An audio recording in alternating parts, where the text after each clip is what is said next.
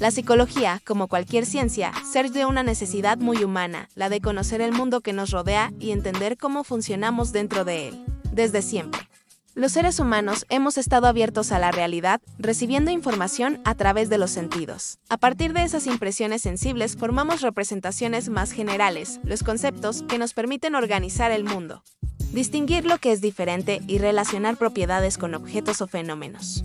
Ya en la Grecia clásica, Aristóteles distinguió 5 niveles de conocimiento: la experiencia, el arte o técnica, la ciencia, la sabiduría y la intuición. La experiencia es ese saber empírico del contacto con las cosas, por ejemplo, cuando aprendemos cómo son los alimentos o el carácter de las personas.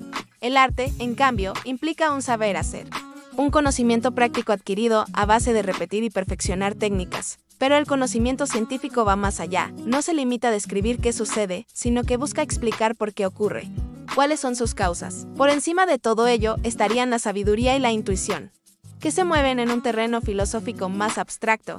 El rasgo fundamental de la ciencia es que opera con conceptos universales y busca establecer relaciones de causalidad. Stuart Mill, en el siglo XIX, explicó que, para poder afirmar que algo es causa de otra cosa, se deben cumplir 3 condiciones: que siempre que aparezca la causa, aparezca también el efecto, que cuando falte la causa, no se dé el efecto y que ambos varíen de manera conjunta.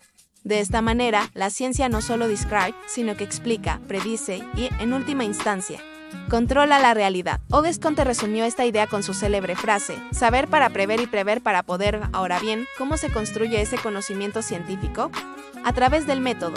Platón ya lo había definido como el camino que lleva al saber. En la ciencia moderna, el método más decisivo es el hipotético-deductivo. Este combina la observación de fenómenos concretos con la construcción de hipótesis explicativas. A partir de esas hipótesis, se deducen consecuencias que deben ser verificadas, y ese contraste suele hacerse mediante el experimento, que permite comprobar si una teoría se confirma o se descarta. De este modo, el conocimiento científico no solo se limita a los datos empíricos, sino que construye modelos explicativos que pueden ponerse a prueba. La ciencia, sin embargo, no ha sido siempre igual a lo largo de la historia. Tiene una clara historicidad. Nació en Grecia, cuando se dejó atrás la interpretación religiosa de los oráculos y se comenzó a confiar en la razón. Los griegos introdujeron ideas claves como la poiesis o naturaleza, entendida como principio de las cosas, el nous, la mente humana capaz de conocer, y el logos, la razón y la palabra que expresan ese conocimiento. Más tarde, en la Edad Media, la ciencia quedó subordinada a la teología, la razón se orientaba hacia el conocimiento de Dios y la filosofía se convirtió en sierva de la religión. Con el Renacimiento y la Edad Moderna todo se invierte, el hombre deja de mirar al cielo y vuelve a mirar a la naturaleza. Surge entonces la ciencia moderna, con figuras como Galileo, Newton o Descartes que construyen un nuevo saber basado en la observación, el experimento y el método hipotético-deductivo. A diferencia de la antigua, la ciencia moderna no busca esencias ocultas, sino leyes que describen y predicen fenómenos. Y, sobre todo, tiene una finalidad práctica: controlar la naturaleza y transformarla mediante la técnica. Estas diferencias también afectaron a la psicología. Durante siglos, el saber psicológico formó parte de la filosofía y de la cultura, desde los diálogos de Platón hasta las grandes obras literarias.